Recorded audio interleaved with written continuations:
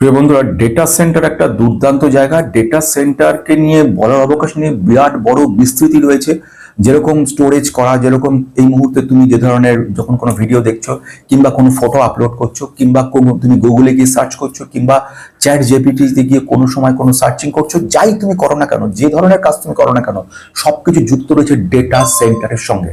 Data centre হচ্ছে কিন্তু কোনো একটা জিনিস নয়। ডেটা সেন্টার ছোট্ট করে বললে বলা হয় স্টোরেজ, একটা স্পেস, একটা বিশাল মানে মানে যাকে বলা যেতে পারে আনইমাজিনেবল একটা space. Trillions and trillions bytes এর উপর কাজ করছে কাম।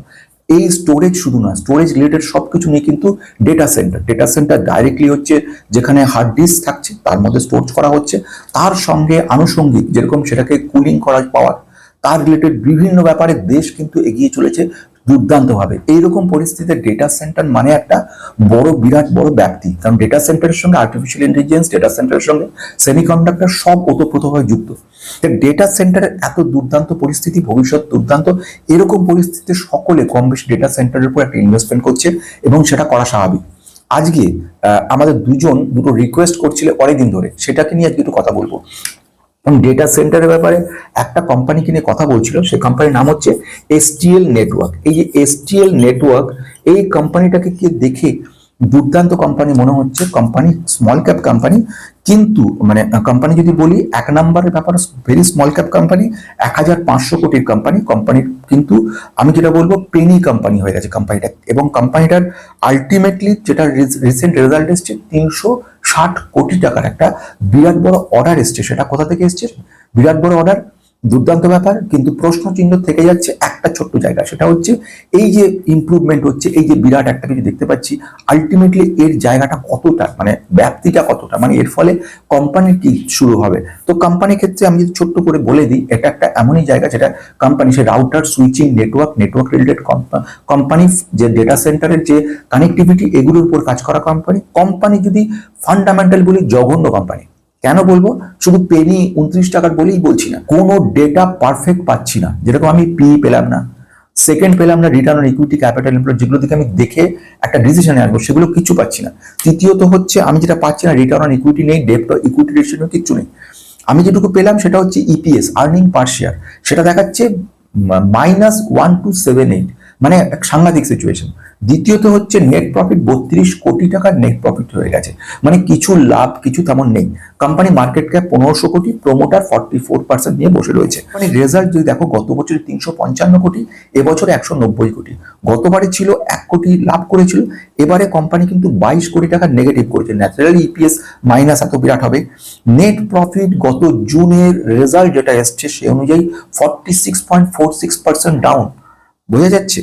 প্রোমোটার হোল্ডিং 44% রয়েছে, এফআইআই 7% নিয়ে বসে আছে, ডিআইআই 11% নিয়ে বসে রয়েছে এবং পাবলিকের কাছে 37% আছে। এগুলো সব বোঝা গেল। কিন্তু যেটা সবচেয়ে বড় গুরুত্বপূর্ণ, একটা অর্ডার এসছে বলে আর ডেটা সেন্টার কাজ করছে বলে তাতে ঝাঁপিয়ে পড়লাম, প্লাস পেনি স্টক বলে, এটা কিন্তু খুব রিস্কি জায়গা তৈরি করবে। This video is only for educational purpose. No buy or sell recommendation.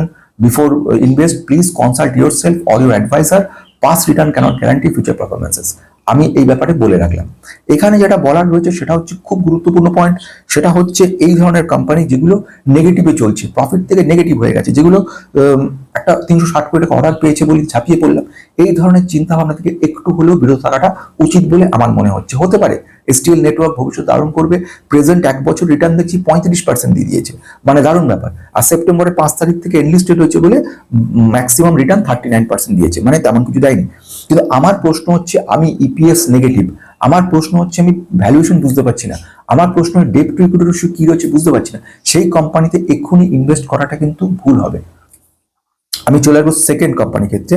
এটাও ডেটা সেন্টারের উপর কাজ করা কোম্পানি।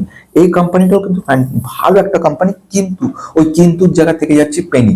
নট অনলি পেনি, আমি যেটা আগেই বলছিলাম, পেনি বলে অনেকে ঝাপাচ্ছে এবং আশা করছে তার খুচরো কাজের যে পয়সা সেটা যদি ইনভেস্ট করে কিছু করা যায় তাহলে আলাদা কথা, কিন্তু আমি নিজের কষ্টের যদি পয়সার 1 টাকাও নষ্ট করতে চাই না।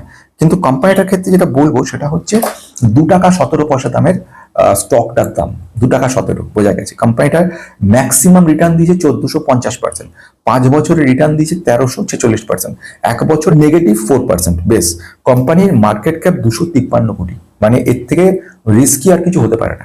দ্বিতীয়ত হচ্ছে P77, মানে হাই ভ্যালুয়েশন, তৃতীয় ব্যাপার, রিটার্ন অন ক্যাপিটাল এমপ্লয়েড 1.78, এত সামান্য return on capital employed, return on equity 1.73। Return on capital employed equity আমাদেরকে ম্যানেজমেন্ট সময় খুব নেগেটিভ মত পোষণ করে। সেলস গ্রোথ 5 বছরে আনবিলিভেবল হয়েছে, 360% সেলস গ্রোথ হয়েছে, মানে এটা মানে চমক ব্যাপার। প্লেজ কিছু নেই, ডেট টু ইকুইটি রেশিও এর ক্ষেত্রে মাত্র 0.07 রয়েছে, মানে এগুলো খুব পজিটিভ জায়গা দেখাচ্ছে।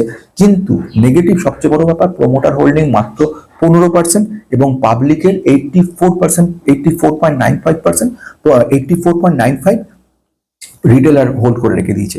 এই সিচুয়েশনে আমার মতে এই কোম্পানিটা প্রচন্ড রিস্কি। কেন রিস্কি তার গুরুত্বপূর্ণ কতগুলো পয়েন্ট বলবো। প্রথম ঘটনা হচ্ছে company small cap, nano cap বললে ভালো হয়। দ্বিতীয়ত কোম্পানির যে আলটিমেটলি যে জিনিসগুলোকে দেখে আমি পজিটিভ বলে মনে করবো, যেমন প্রথম ঘটনাটা হচ্ছে return on equity capital employed, সেখানে মাত্র 1%, সেটা একেবারে মোটেও ভালো সিচুয়েশন নয়।